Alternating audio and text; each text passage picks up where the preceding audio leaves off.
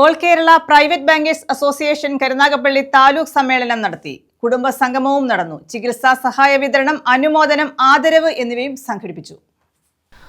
All Kerala private bankers association Karunagappally taluk സമ്മേളനവും കുടുംബ സംഗമവും നടത്തി. ചികിത്സാ ധനസഹായം, മുതിർന്ന അംഗങ്ങളെ ആദരിക്കൽ, അനുമോദനം എന്നിവയും സംഘടിപ്പിച്ചു.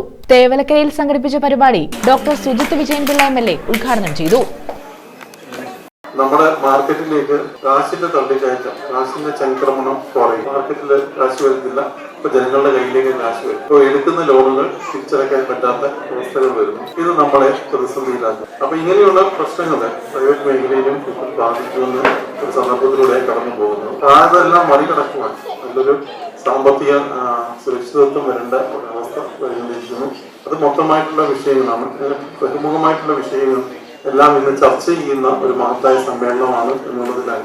സംസ്ഥാന ജനറൽ സെക്രട്ടറി KK ഗോപു മുഖ്യപ്രഭാഷണം നടത്തി. താലൂക്ക് രക്ഷാധികാരി സോമൻപിള്ള അനുശോചന പ്രമേയം അവതരിപ്പിച്ചു. താലൂക്ക് സെക്രട്ടറി G കൃഷ്ണകുമാർ റിപ്പോർട്ടും താലൂക്ക് ട്രഷറർ R ഹരികൃഷ്ണൻ കണക്കും അവതരിപ്പിച്ചു. സംസ്ഥാന ട്രഷറർ ജയചന്ദ്രൻ മറ്റപ്പള്ളി ഇൻഷുറൻസ് ബോധവൽക്കരണം നടത്തി. G ശുഭവർമ്മരാജ മുതിർന്ന അംഗങ്ങളെ ആദരിച്ചു. R അശോകൻ വിദ്യാർത്ഥികളെ അനുമോദിച്ചു. PR പുഷ്പകുമാർ ID കാർഡ് വിതരണം ചെയ്തു. താലൂക്ക് പ്രസിഡന്റ് V വിശ്വംഭരൻ അധ്യക്ഷത വഹിച്ചു.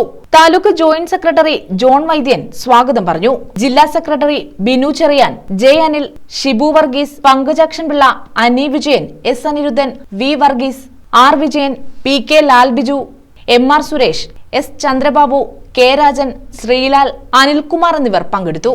News bureau, Karunagappally.